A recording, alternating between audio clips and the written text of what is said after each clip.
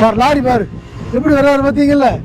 இடது பக்கமா வாங்க தம்பி, வண்டி எவ்வளோ வருஷமா வண்டி ஓட்டுறீங்க, இடது பக்கமா வாங்க. இந்த மாதிரி வர்றதுதான் இவ்வளோ பெரிய வண்டி வந்து எதுக்காக டூ வீலர் போனாங்கன்னா அவங்களோட கதி என்ன ஆகும். இந்த மூளை திரும்பணும் இல்லையா, சாலைகளில் போகிறப்போ நிறைய இடங்கள்ல பார்த்துருப்போம். பாருங்க இந்த இடத்துல போய் முந்தவே கூடாது. பார்த்தீங்கன்னா இப்படி அந்த இந்த இடத்துல பார்த்தீங்களா, அதெல்லாம் முந்தவே வரும். ஏன்னா அங்கேருந்து வேகமாக வரும், கொஞ்சம் வலதுக்கு ஏறி வந்தாங்கன்னா உங்களோட கதி யோசிச்சு பாருங்க. லேசா தட்டாலே முடிஞ்சது, நீங்க எங்கிட்ட ஒதுக்கவும் முடியாது. பக்கத்தில் வர்ற வண்டி வரும், அவங்க அடிச்சுட்டு போயிடுவாங்க. சாலைகளில் பார்த்தீங்கன்னா எப்பவுமே திரும்புற இடத்துல எந்த காரணத்தை கொண்டு முந்தாதீங்க. அப்புறம் அதே மாதிரி போய் இடது பக்கம் போய் தான் திரும்பணும்.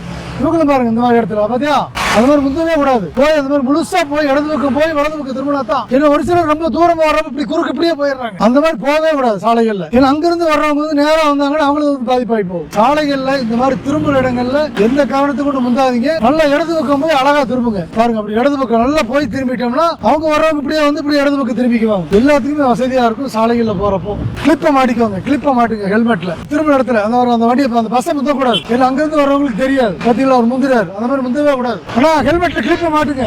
சாலைகள்ல போறப்ப திரும்ப இடத்துல எந்த காரணத்துக்கு கொண்டு முந்தாதீங்க, எப்பவுமே முந்தாதீங்க.